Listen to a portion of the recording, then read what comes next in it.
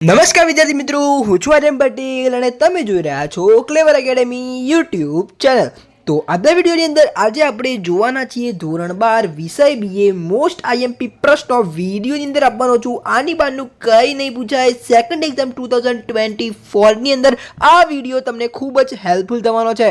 તો ચલો વિદ્યાર્થી મિત્રો, તમારો ટાઈમ વેસ્ટ ન કરતા વિડીયોની શરૂઆત કરીએ।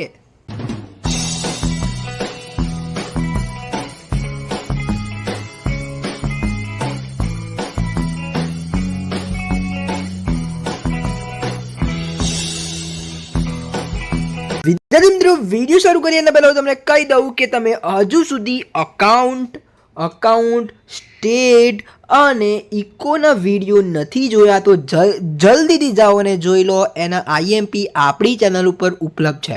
ઓકે, તો ચલો વિદ્યાર્થી મિત્રો, હવે આપણે મેઇન ટોપિક ઉપર આવી જઈએ। અને હા વિદ્યાર્થી મિત્રો, તમામ એકાઉન્ટ સ્ટેટ ઇકો તમને ટિપ્સ જે હોય ટિપ્સ એ આપણા ચેનલ પર ઉપલબ્ધ છે કે તમે કેવી રીતે પાસ થઈ શકો છો, કેવી રીતે 80 માર્ક્સ લાવી શકો છો, બરાબર, કેવી રીતે સારામાં સારા એવા માર્ક્સ તમારા વિષયની અંદર લાવી શકો છો।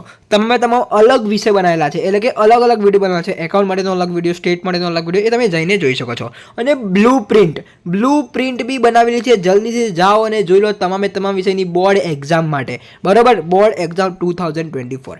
ઓકે, તમામ આપણી ચેનલ ઉપર તમને મટીરિયલ મળી જશે, તમામ વિડીયો મળી જશે, ટિપ્સ મળશે, તમામ મળશે, પણ હું તમને ગાઈડન્સ આપીશ, બરાબર, આપણી ચેનલ તરફથી। પણ મહેનત જે કરવાની છે તમારે કરવાની છે। ચાલુ કરી દેજો, ના કરી હોય તો વિદ્યાર્થી મિત્રો જોઈ લઈએ। સ્ટાન્ડર્ડ 12 બીએ સેક્શન ડી 3 ગુણમાં પૂછાશે, 30 માર્ક્સનો રહેશે, બરોબર। સેક્શન ડી જે છે 3 ગુણમાં પૂછાશે અને 30 માર્ક્સનો રહેશે। પહેલું, બીજું, ચોથું, સાતમું, આઠમું, નવમું, 10મું, 12મું અને પહેલું ચેપ્ટર અને ચોથું ચેપ્ટર, એમાં બે પ્રશ્નો પૂછાશે। આ વિદ્યાર્થી મિત્રો તમારા સેકન્ડ એક્ઝામ 2024ની એ આવી રીતે સેક્શન ડીમાં પૂછાઈ શકે છે। કયા પ્રશ્નો પૂછાઈ શકે છે એ જોઈ લઈએ। બજારીય સંચાલનનો અર્થ આપી તેના કાર્યો, નાણાકીય સંચાલનના કાર્યો, બરાબર, સંચાલનની વિવિધ સપાટી, એટલે કે તમારી 3 સપાટી છે એના તફાવત પૂછાઈ શકે છે, બરાબર। સંચાલન એક વ્યવસાય છે, સમજાવો।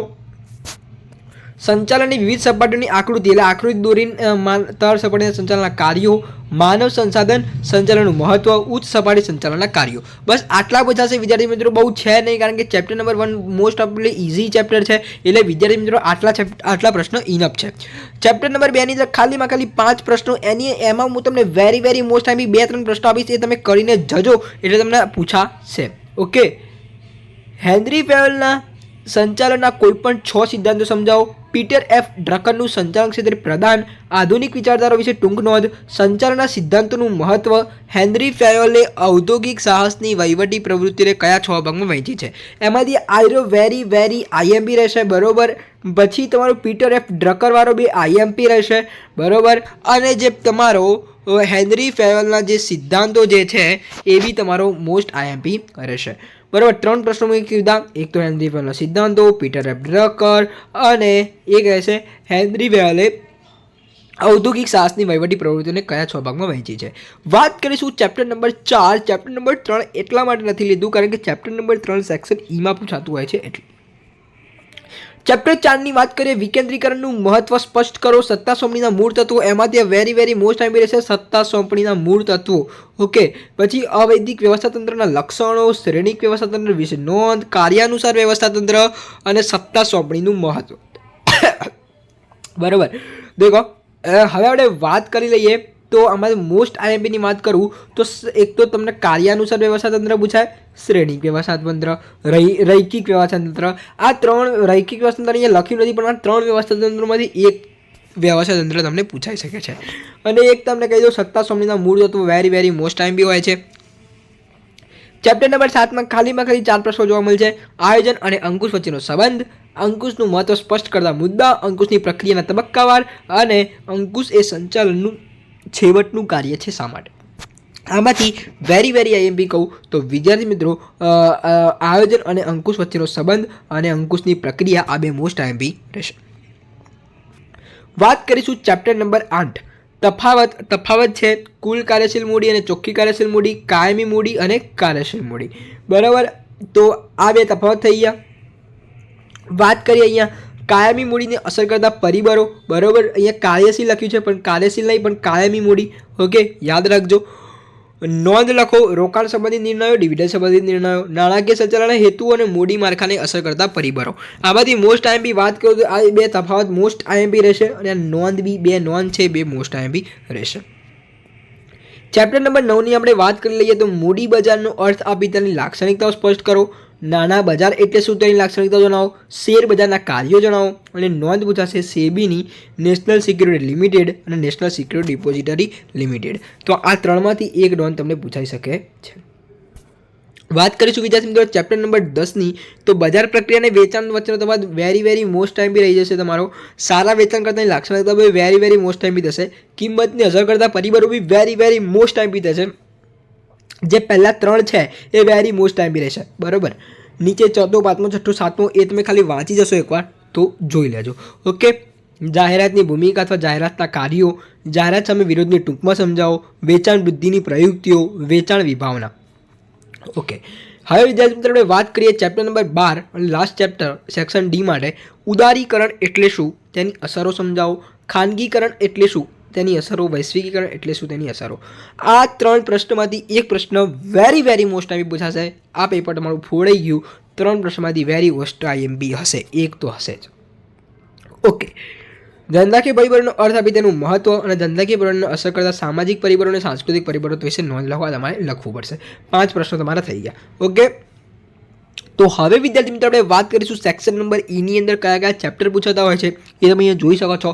3, 5, 6, 11. ઓકે. હવે આપણે વાત કરીએ ચેપ્ટર નંબર 3ની તો ચેપ્ટર નંબર 3ની અંદર આયોજનનો અર્થ આપી તેની લાક્ષણિકતાઓ, આયોજનની મર્યાદાઓ, યોજનાના પ્રકાર અને આયોજનની પ્રક્રિયા.